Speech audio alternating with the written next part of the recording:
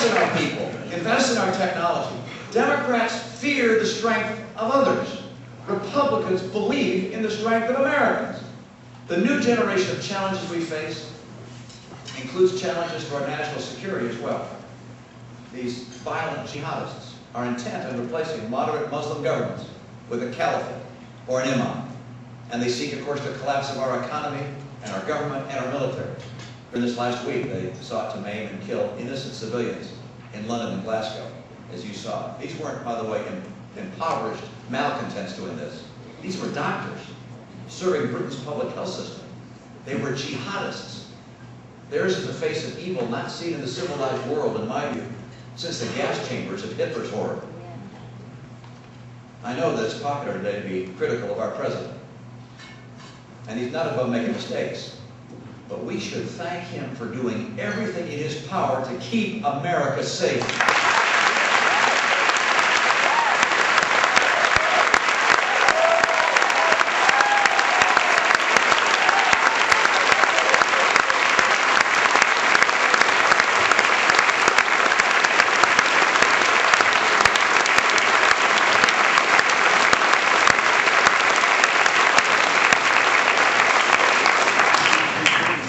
Against the objections of Democrats, even some in our own party, he pushed through the Patriot Act.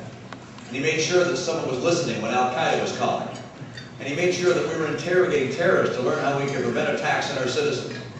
When Khalid Sheikh Mohammed, the mastermind of the 9/11 attacks, was captured, he said to his captors, "See you with my lawyer in New York."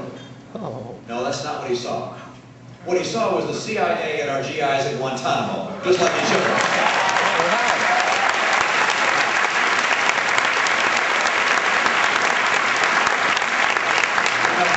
You know, all this talk about jihadists and Salafi Muslims and terror and the war on terror makes Democrats like John Edwards very uncomfortable. Senator Edwards says there isn't a war on terror, it's only a slogan. You tell that to the people in London and Glasgow, and to the people in Bali and Malaysia, Pakistan and Lebanon. The people in Tanzania, Kenya, Saudi Arabia, and Israel, Pakistan. Tell that to the people in New York, and Boston, and Washington, D.C.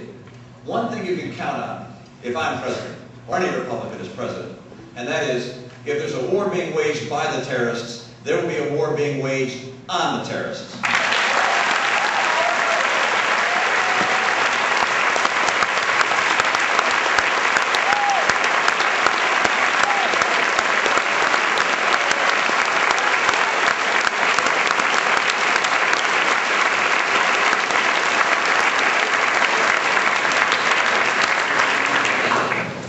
A lot of challenges, and it's the convergence of those different challenges that makes me convinced that America is at an inflection point in our history.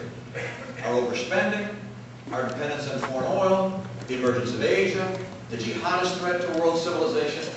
These challenges that we face are going to force us to change, and that change will either make us stronger or it'll make us weaker. America will either remain the world's superpower or instead become just another member of the family of nations.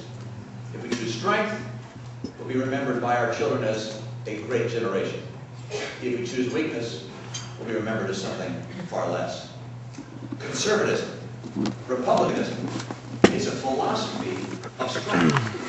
We believe in a strong military. We believe in a strong economy. We believe in strong families and values. We believe in the American people. Democrats believe that government is the source of our strength. They're wrong. I love what Ronald Reagan used to say about liberals. He said it's not that liberals are ignorant. It's just that what they know is wrong.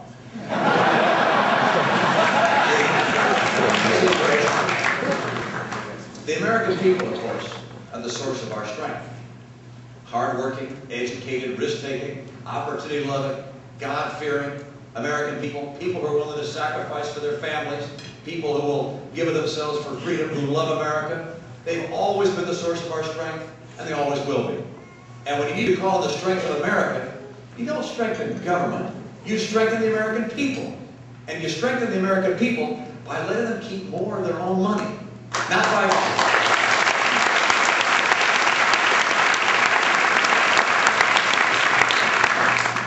You don't tax them more when they earn, you don't tax them when they save, and you don't tax them when they die. You strengthen the American people by making sure that the voice of millions of voters trumps the voice of a handful of unelected judges. You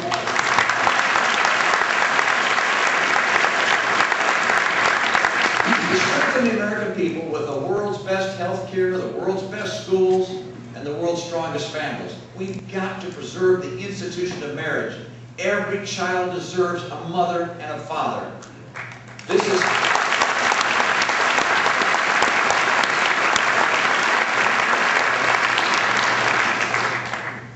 is not a time for our party to shrink from conservative principles. It's a time to hold them aloft. We didn't suffer losses last year, in my view, because we were conservative. We suffered losses because we strayed from conservative principles.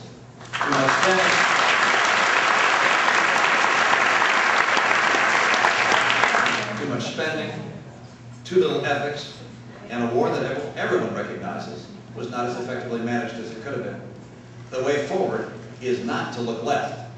The way forward is to look ahead. There's too much at stake to do otherwise. Let me just illustrate with a brief story. Shimon Peres, the former Prime Minister of Israel, was in Boston not long ago. He was asked what he thought about the conflict in Iraq. He said, first, I've got to put that in context.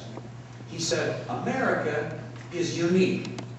In the history of the world, he said, whenever there's been a war, the nation that wins takes land away from the nation that loses. Because land has always been the source of value on this planet. But one nation in history, and this during the last century, laid down hundreds of thousands of lives and took no land. No land from the Germans, no land from the Japanese. The only land America takes is enough land to bury our dead. America fights for freedom, for itself, and freedom for people around the world who love liberty. This is the America our parents chose. A nation that is good, a nation that is strong. And now it's time for us to choose what America will be. I know what I choose. I know what you choose. We choose a strong America that will always be the land of the free, the home of the brave, and the hope of the world. Thank you so much.